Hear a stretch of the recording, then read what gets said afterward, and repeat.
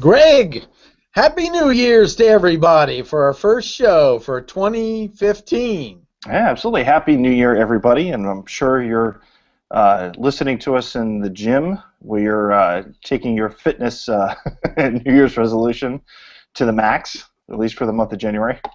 Um, but I know I was, and then I stopped last year. So, At some point. at some point, yeah. That's why the Um, year starts over, so you can do it at least once a year. At least once a year, yeah, yeah. So, but I know we have plenty of New Year's resolutions for those who are in sales and marketing out there, especially when it comes to social selling, because there's a ton of stuff that's supposed to happen this year. Everyone made their predictions at the end of last year, what's going to happen this year, but you know, Steven Spielberg or Robert Zemeckis did Back to the Future 2 as well. We still don't have hoverboards, so I don't know. Well, we have a slight possibility of we might get a hoverboard, but it requires a special surface. But anyways, I don't know if you saw this. Did you see that video about Yeah, that? I did. That was fun. That's fun. That was pretty clever. Stephen Hawkins warned us about technology singularity is taking over the world. Yeah, well, that just might be Google, right? It just might. We'll have to see. But, the topic today on social selling to businesses in industries that are more traditional than social, I think is a really good one to kick off the new year. And I'm hoping that it will spar a lot of conversation and dialogue back from our listeners. So this is, to me, an opening, not a closing. Right, Greg? Exactly, and that's all what 2015 is going to be about. That's your New Year's resolution, is that you're going to take social selling and it's opening, it's not closing. So stop thinking about closing sales. We're going to think about opening relationships and opening business, and that's all you're going to hear from us this year, and how you can actually do that. But this question that came in, for our topic today, actually came in from one of our listeners, from Kent. And he's in a very traditional sales role I guess he's doing traditional sales. He wants to use social, but what he's finding is that a majority of the businesses that he's selling to aren't. They're more traditional. They're not as social as some of the high tech companies out there that that kind of splatter the country from Silicon Valley to New York City to to Atlanta. So and I think Kent is based in the Midwest in particular. Social adoption may not be as big out there, but I think that after we hear this episode, folks are going to kind of walk away with a little bit more of an open-minded perspective on what is really social and what you can use social selling to do, especially when it comes to selling into traditional businesses. So Yeah, I think that's great. And why don't we start with the myths around this, Greg? Would you dig into that? Yeah, well, I mean, I think what the biggest thing here is, the biggest myth is that these people that are working at these traditional businesses, and we're talking about like industrial type businesses, or people who are in more of a service role and less of a technological role. There's the big myth out there is that they're not social. And just because they're not on LinkedIn doesn't mean that they're not social. I think that we need to take a look and kind of take a step back and say, they may not be using social to buy or to do research, but they certainly are social, right? So, the typical demographic that we find are using LinkedIn, with the fastest growing segments on LinkedIn are going to be the baby boomer population, right? Yeah. Right. So a lot of these folks are on LinkedIn because they're trying to figure out, trying to keep up with what their kids and their grandkids are doing. Sure. And So they're being drawn in by necessity to connect to other people on these platforms. right, it's the easiest way, and with all the the positives and all the evils of it, but it's the easiest way to stay connected and to find out what's going on with your family. But it doesn't mean that Facebook is just that one place that you go to for family stuff, and you can also go out there and you learn a tremendous amount. And unfortunately, a lot of it might be about politics, but there's still an opportunity there to take and reach out to folks and at least see what they're interested in and discover and learn more about those prospects, so that way you can kind of understand how to put them on the path, or what path they should go on when deciding whether or not to purchase from you. Yeah, absolutely, and the and learning more about who are the people that are in their trusted circles. So, I think that it's what I've learned repeatedly over the 7+ years of working in social media is you'd be amazed who's engaging with it that you didn't expect. That's the bottom line. Yeah. And Yeah. so. I mean, we connect to more than just family on Facebook in particular. We do connect with friends and colleagues, and yeah, I see a lot of folks today. If they're friends with anybody, they're gonna be friends with folks at work, sometimes on Facebook, as opposed to just connecting to them on LinkedIn. So and those people that they connect to from work on Facebook, those are going to be really close. You would assume that they'd be pretty close relationships, unless they just bastardize the Facebook for the purposes of connecting for the sake of connecting. So. Which moves to another question: is really how do we sell to them, or do we sell to them? And I think we have to look at the total involvement of both the customer and the people they trust. You can't just stop with the customer. Who are the people in their circle that they trust? Who's online? What's the way you connect offline, and work both of them? I think in with B2B relationships in particular, these are you want to use social selling to open the relationships and then bring them out of the social network and then into real life to have the real interactions, whether it's through email or if it's phone or if it's face-to-face meetings or things like that. Social is there for you to, as a tool for you to discover how you can open up that relationship and make it work. And if there is even a possibility of making it work as well. So I think we got to keep that in mind, that social selling is a set of techniques and tools that we use in order to discover prospects, how to approach somebody, and then everything else is kind of, the traditional sales kind of follows through after that. Social selling just kind of, it changes our approach to sales, but it's not the only way to sell. Yeah. Let's talk a little bit about some of the techniques, Greg, related to this. Sure. We probably mentioned some of them already, previously, but one of the things we want to do is follow in the digital footprint. And we're going to hear more about the digital footprint in coming episodes.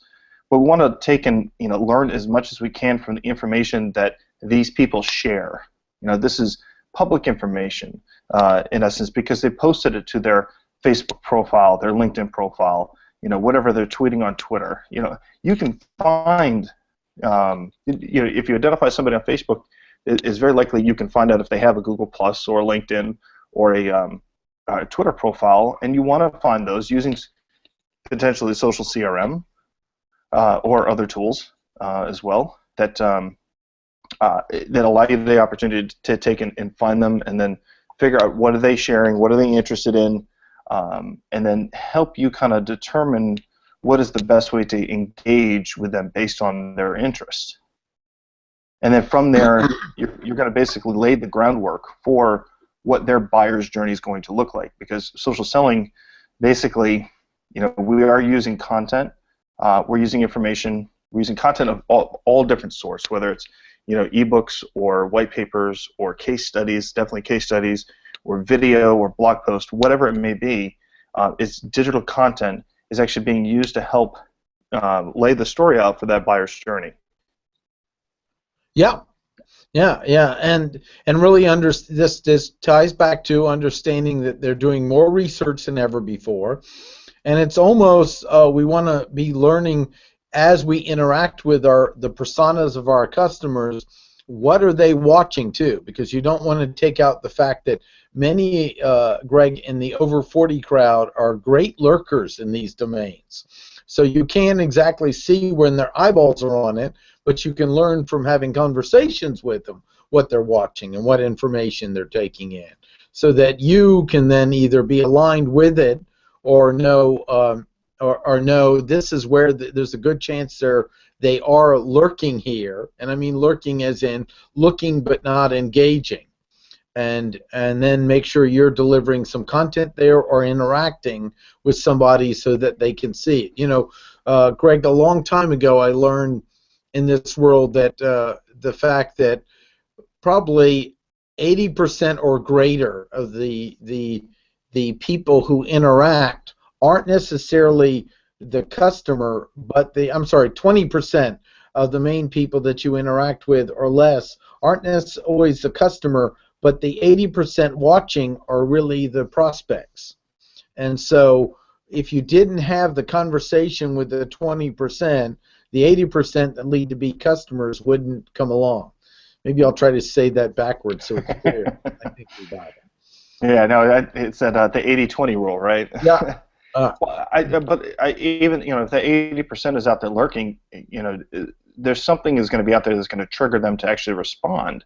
Yeah. And I think, you know, you have to be cognizant of that. With the 80% that are out there that are not responding, they're still reading.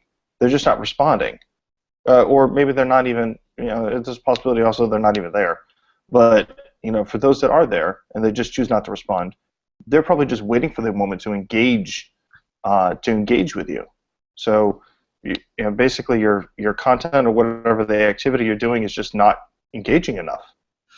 So I want to take this in. If you feel you're in an industry which it's more traditional and the background conversation is, well, they're just not on social platforms, start thinking a little deeper and go, maybe they are and you didn't know it.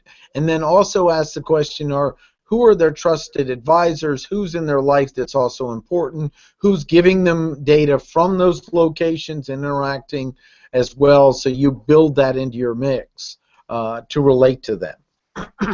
Exactly. And as you're laying that groundwork for them to enter into the buyer's journey, you know, when it becomes time, you want to welcome them into the buyer's journey, and then tell the story that leads them to their happy ending. You know, using your content, using the information that you acquire from the information they're sharing socially, you can put together. Salespeople are brilliant people. They can take and put together some really clever campaigns. In essence, you know, salespeople are going to become more marketers, you know, over the next few years anyway. So, you know, think about every approach that every engagement that you have is a mini campaign. It may require a little bit of storyboarding of content, just kind of thinking about the process and mapping everything out, saying, okay, this prospect has seen this, this, and this, you know, based on the content they've read so far in the order that they've read, this is the next piece that they should view. You know, it does require extremely good listening and identifying those key concerns. And we talk about this actually in the hourglass concept for social selling, you know, which is all about how, you know, basically we start at the top and move down to the sale, but then we got to take and open up the rest of the relationship from there. But it all requires very good listening as well. And if you want to listen to a great episode about social listening, then the episode that we did with Pipeliner CRM. Back in, I think it was October, with Eric Quanstrom and Rachel Miller, and that was a fantastic episode about, you know, listening and then also getting into the journey earlier, so that way you can help the buyer navigate the buying process much easier. Yeah. Well, the goal of this show really is to open this conversation up.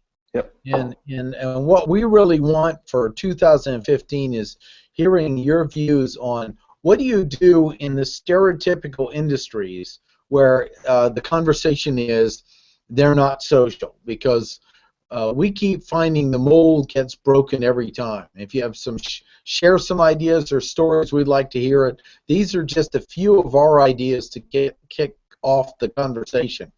But in the comments on any of the platforms, we'd love to hear it. And also, we're excited that we're getting some questions back from some of you, so we're going to be building shows on them. When you give the question, if you're okay for us to mention your name, let us know. We love to give kudos out for people. And this is to me, Greg, one of the greatest joys is the conversation with our listeners that we appreciate so much. Mm-hmm. Absolutely. The best way to submit your question, you can do it in the comments on any of the social platform, podcasting platforms, whether it's iTunes or Stitcher, TuneIn, Player FM, any of those. But another real great way is just come out to the website at linkingintosales.com, go to the Contact Us page, and submit your question, and I'll get it. We'll take it. Martin and I will come up with a response. And we want to respond to every single question. Matter of fact, Kent, who asked this question, had another question, but we decided we're going to save it for another episode. Now, hold that. Don't let them know. No. But I promise it'll probably be the next episode that will actually answer that question. So, people that listen to the show, our subscribers, we really appreciate that you do. But think about this as a great opportunity to get some free coaching, which is something that you should probably look into more, getting more of for 2015. Investing in yourself as a sales professional and being, and taking this profession to the next level for yourself. So we welcome the questions. We'd love to get your feedback. Greg, I want to close with a few of the general exciting things we have over the horizon for 2015. We've got of course, we're continuing our training at NC State. If you're in the RTP area, in the NC State Technology Training Solutions, look for that in Social Selling with LinkedIn. We also are going to be launching, if you're in the RDU area, a breakfast. So we'll tell you more about that. Look out for it and make sure you're on our email list. And then we'll be offering potential. We're working on some training. We're not ready to pull it all out of the box, but we got some cool things up our sleeve. And then we're really open to our listeners offering other things. We're open to web-based engagements online with people and ways that we can extend the reach and get more people involved, including some stuff with Twitter. So, keep an eye open with it. And Greg, would you mind? You're going to be on a show. Will you be on a show before this goes out, or after? Actually, so I'm gonna. We'll probably put out this episode fairly quickly. But actually, we will have it out prior to it. But on January 10th, I believe it is. If you nope, not the 10th, because today's the 7th. It's next Wednesday at 10 a.m. Eastern Standard Time. If you go to Twitter and look for SalesEU on the hashtag SalesEU, I'm going to be actually talking with the folks at Martha over at Pipeliner CRM. It's actually going to be the 14th, January 14th. We're going to be doing a Twitter chat and a hangout and talking about how social selling is about opening, not closing. You're going to hear a lot of this year. You're the main guy there, right? I'll be having that discussion. So I welcome you guys to come in and have that chat, no matter where you are in the world. It is a European-based Twitter chat, basically, but we'll combine it with a Google Hangout. If you miss it, that's okay. You'll still be able to search through the hashtag on Twitter and then watch the Hangout later. But of course, if you can't find it, I'll be happy. Just come out to the website, submit a form, send me an email, and I'll be happy to get that information back out to you. I'm going to add this because, Greg, this is a great way, if listeners have not been involved with a live activity like this, to start getting involved. You've been very active in excellent, engaging conversations on Twitter. And so do look for the information on this. It'd be a great way for you to learn a new way to participate with other professionals. And check it out, and we're excited about doing more of this in 2015. So that pretty much wraps it up. We want to thank everybody that's been listening to the show. We've got big plans for 2015. We want to hear from you. We want to make it useful. We want to have fun. and if we can find some jokes, we might throw those out too. Right, Greg? Yeah, but I won't come up with the jokes. I'll leave that to you. That'll be my department. Okay. There we go. Well, great. Well, this completes our first show of 2015 with Martin Brossman And Greg Hyer, and you've been watching Linking Into Sales, using social media to support the sales cycle.